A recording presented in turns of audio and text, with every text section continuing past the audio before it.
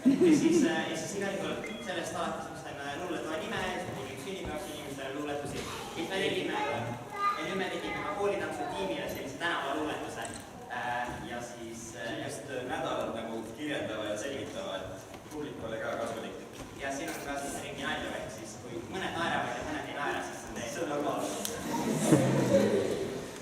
Siinne tiim on väga tore. Arvo Toom on liisake. Siiski Olga teistest üle, kõhus tal on diskoteek.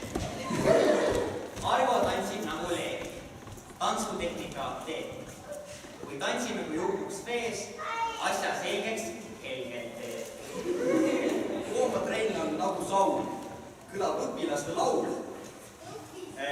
Soojendusel mõmin aus. Vaatad teda, mõtled, vau! Liisa rõõmu päeva toob, siira tantsu valmis toob. Arvad, Volka annab hood, proovi Liisa tantsu. Joo! Seda tiimi juhib Raido, tema ongi meie Taigu. Jätab meisse maha laigu, ruumi võtab üsna palju.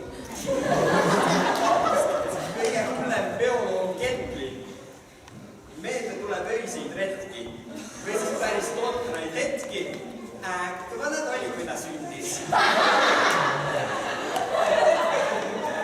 Nähti sina, härra Juusi. Paneb kõlamume bluusi. Luua võib ta viise uusi, et saaks nõnsutada puusi.